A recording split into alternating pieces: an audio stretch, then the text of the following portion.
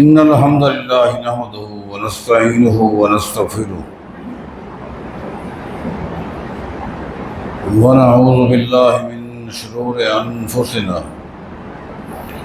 ومن سيئات أعمالنا من يهده الله فلا مضل له ومن يضلل فلا هادي له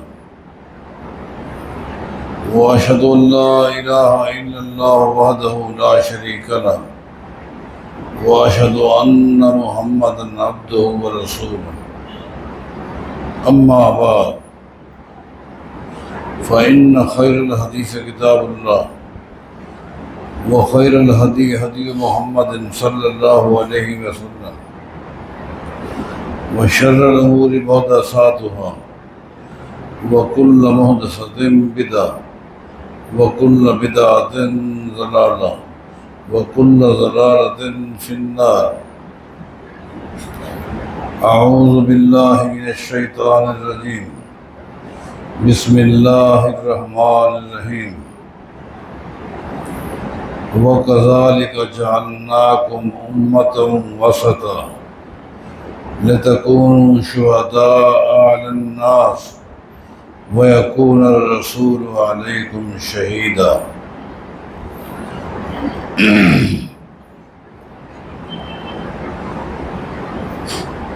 اللہ تعالیٰ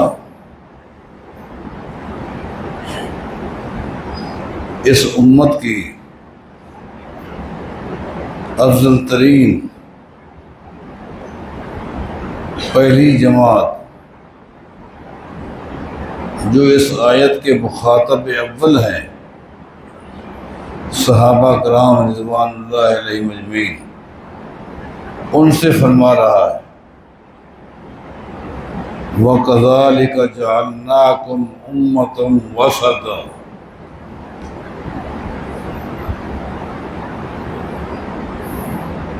کہ ہم نے تمہیں امت وسط بنایا ہے. وَكَذَلِكَ جَعَلْنَاكُمْ أُمَّةً وَسَطًا، ہم نے تمہیں امت وسط بنایا ہے. وسط کا ایک معنی واسطہ ہوتا ہے، یعنی اے صحابہ کی جماعت، تمہیں یہ اعزاز حاصل ہے، تمہیں یہ شرف حاصل ہے کہ نبوت اور امت کے درمیان تم واسطہ ہو. نبوت سے تم نے براہ راست شریعت کا ایک ایک نقطہ سیکھا ہے، سمجھا ہے، عمل کیا ہے، اور پھر تمہارے ذریعے شریعت کا عقیدہ، عمل، عبادات، اخلاقیات امت تک پہنچا ہے. تم امت وسط ہو، تم امت اور نبوت کے درمیان واسطہ ہو. وسط کا ایک معنی عدل ہے، جیسا کہ صحیح بخاری میں آتا ہے، نبی علیہ الصلوۃ والسلام فرماتے لوگوں، وسط کا معنی عدل ہے، یعنی اللہ تعالی صحابہ کرام کو ان کا مقام بیان کر رہا ہے کہ تم عدل ہو. اے صحابہ کی جماعت، تم عادل ہو، کیونکہ روایت، بات اسی کی معتبر ہوتی ہے جو عادل ہوتا ہے.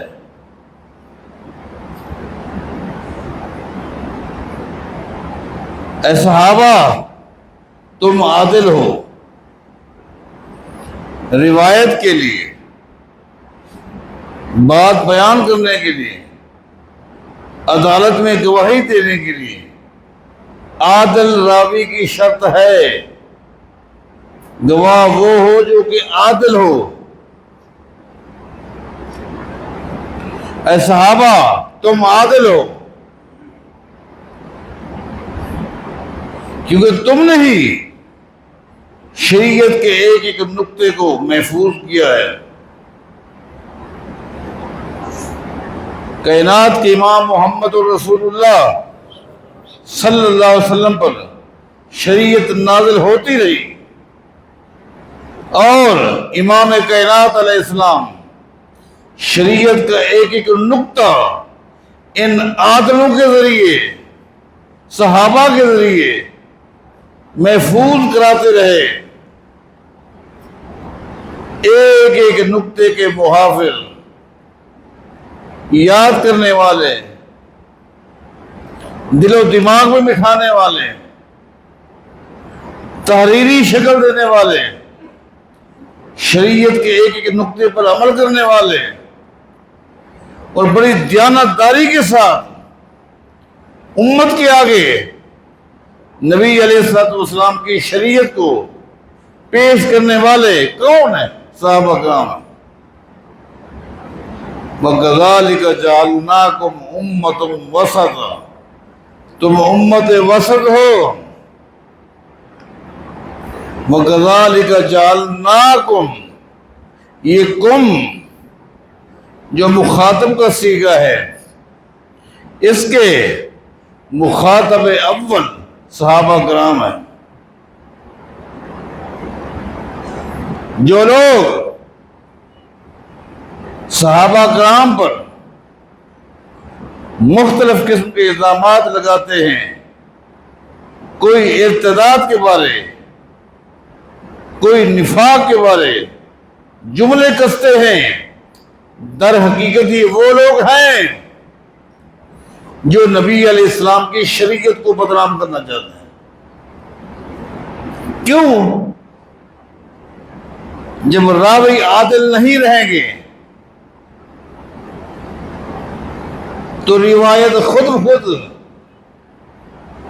بخود اس کی حیثیت ختم ہو جائے گی۔ شریعت کو بدنام کرنے کے لیے، شریعت کو اس کی حیثیت ختم کرنے کے لیے ان راویوں کو بدنام کیا جائے جو شریعت کے راوی ہیں، اور وہ صحابہ ہے۔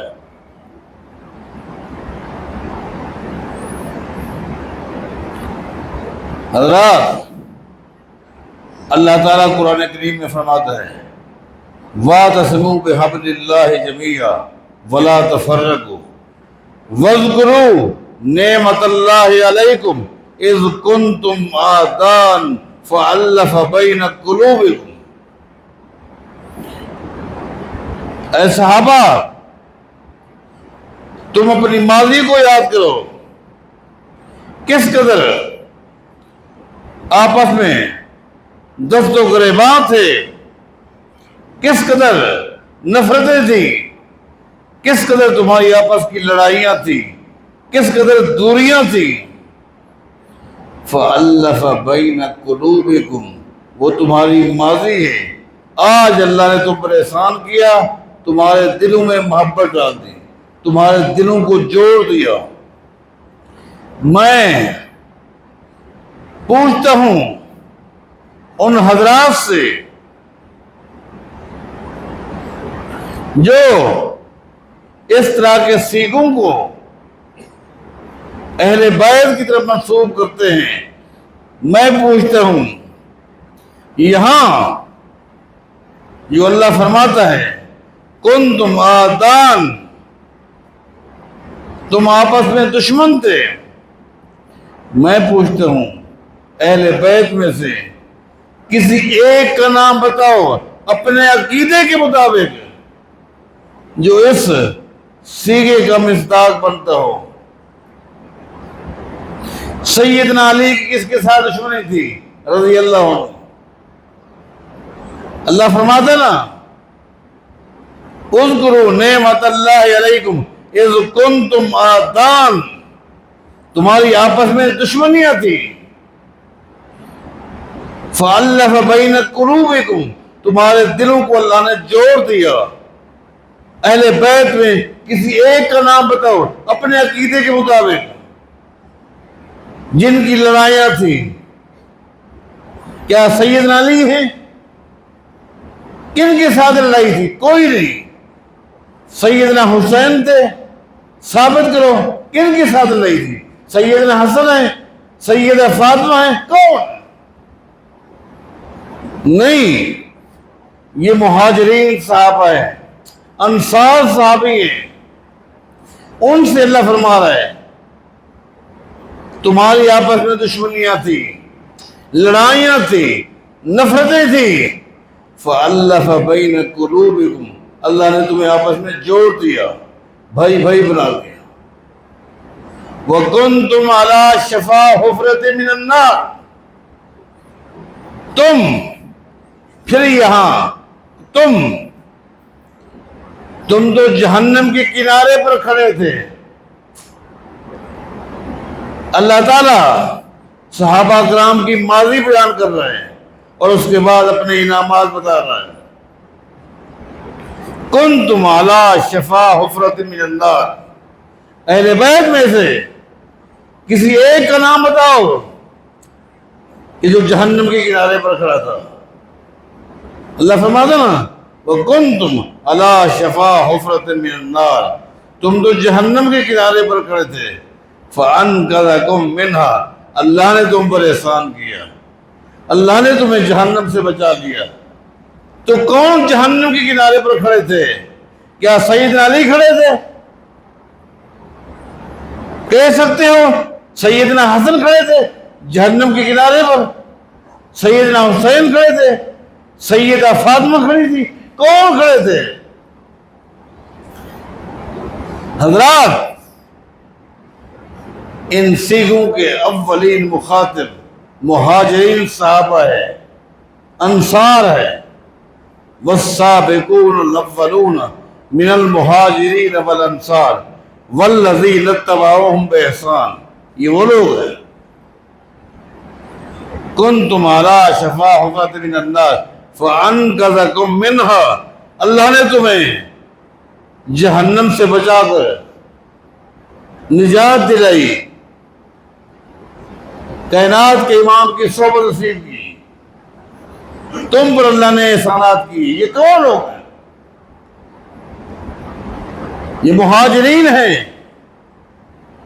جن کا اقرار کرنا پڑے گا، یہ انصار ہے۔ لَقَدْ رَضِيَ اللَّهُ عَنِ الْمُؤْمِنِينَ إِذْ يُبَايِعُونَكَ تَحْتَ الشَّجَرَةِ،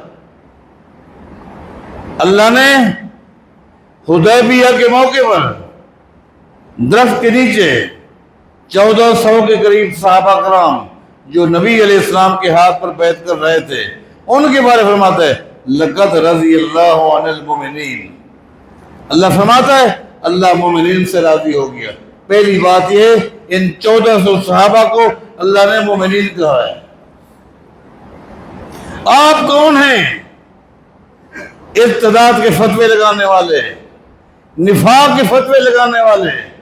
اللہ فرماتا ہے لَقَدْ رَضِيَ اللَّهُ عَنِ الْمُؤْمِنِينَ، یہ مومنین تھے۔ نبی علیہ السلام کے ہاتھ پر بیعت کرنے والے کون ہیں جن کو اللہ تعالیٰ جمع کے سیغے کے ساتھ بیان کر رہے ہیں؟ کیا سیدنا حسین تھے؟ سیدنا حسن تھے؟ کون تھے؟ سیدہ فاطمہ تھی؟ کون تھے؟ یہ مہاجرین اور انصار صحابہ تھے۔ اللہ فرماتا ہے لَقَدْ رَضِيَ اللَّهُ عَنِ الْمُؤْمِنِينَ، اللہ تعالیٰ ان مومنین سے راضی ہو گیا ہے۔ اِذْ يُبَايِعُونَكَ تَحْتَ الشَّجَرَةِ، جو درخت کے نیچے آپ کے ہاتھ پہ بیعت کر رہے تھے۔ فَعَلِمَ مَا فِي قُلُوبِهِمْ، آپ کو پتہ ہے دنیا کے فیصلے انبیاء کیا کرتے تھے، انبیاء کے بعد خلفائے راشدین اپنی اپنی عدالتوں میں فیصلے کیا کرتے تھے، اور یہ حق قیامت تک ہر قاضی کو ہے کہ وہ فیصلے کرے۔ لیکن قیامت کے دن اللہ تعالیٰ کے علاوہ کوئی فیصلہ کر بھی نہیں سکے گا۔ کیوں؟ قیامت کے دن کوئی نبی بھی فیصلہ نہیں کر سکے گا۔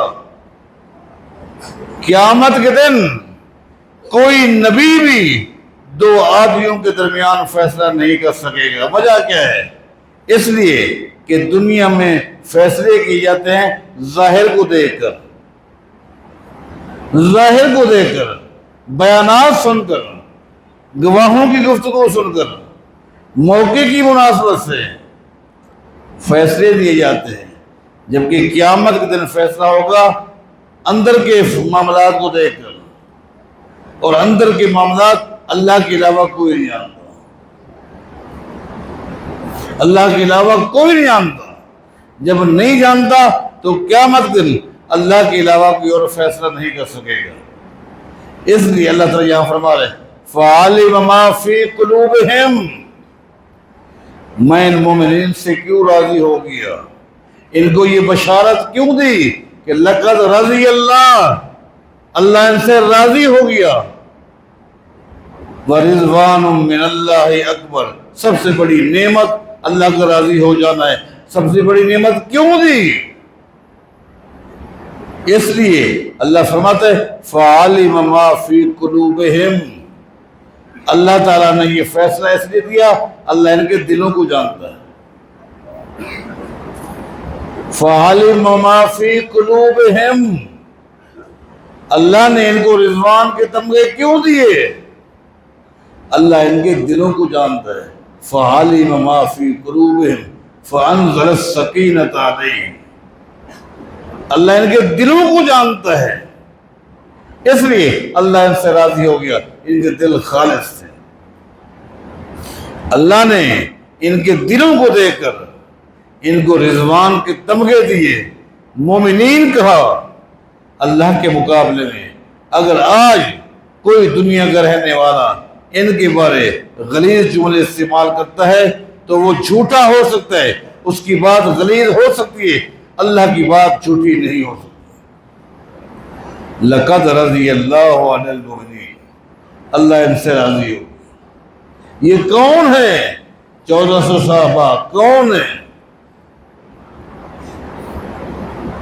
ابو بکر صدیق ہیں، عمر بن خطاب ہے، صحابہ کرام ہیں۔ ہاں، ایک ساتھی جو سفر میں نبی علیہ السلام کے ساتھ تھا لیکن بیعت کے وقت ساتھ نہیں تھا بلکہ وہ مکہ میں تھا، کون ہے؟ عثمان رضی اللہ عنہ۔ چونکہ یہ بیعت کیوں ہوئی؟ جب مکہ والوں نے شور مچایا مسلمانوں کو پریشان کرنے کے لیے، ان کی جرأت کو نوٹ کرنے کے لیے شوشہ چھوڑا کہ عثمان کو مکہ میں شہید کر دیا گیا ہے۔ نبی علیہ السلام نے صحابہ کرام کو جمع کیا، فرمایا کہ عثمان کے بارے اس طرح کی آواز آ رہی ہے، اب کون ہے، کون ہے جو محمد کے ہاتھ پر بیعت کرے صلی اللہ علیہ وسلم؟ کس چیز کی بیعت؟ بیعت اس چیز کی کہ یا عثمان کا بدلہ لے کے جائیں گے یا یہی اسی راستے میں ہم شہید ہو جائیں گے۔ نہتے تھے، نہتے تھے، غریب الدیار تھے، سب کچھ۔ 1400 صحابہ نے نبی علیہ السلام کے ہاتھ پر بیعت۔ نبی علیہ السلام نے آخر میں فرمایا لوگوں، ہماری اس بیعت میں ایک ساتھی مکہ میں رہ گیا ہے جس کی وجہ سے بیعت ہو رہی ہے۔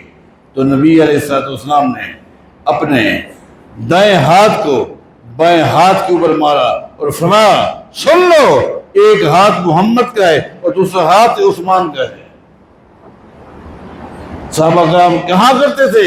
اس دن بیعت میں نمبر لے گیا عثمان، کیونکہ ایک جگہ ابو بکر کا ہاتھ تھا، نبی کا ہاتھ تھا، عمر کا ہاتھ تھا، نبی کا ہاتھ تھا، علی کا ہاتھ تھا، نبی کا ہاتھ تھا، لیکن عثمان کی بیعت ایسی ہوئی کہ دونوں ہاتھ محمد مصطفیٰ کے تھے۔